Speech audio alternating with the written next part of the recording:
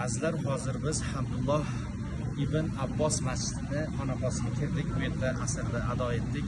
Bu masjid haqida, bu masjidda nomi qo'yilgan inson haqida ma'lumot beradigan bo'lsak, Abdulloh ibn Abbos Payg'ambar sollallohu alayhi vasallamning amakivachchalari Abbos radhiyallohu anhu amaklarining farzandlari hisoblanadi.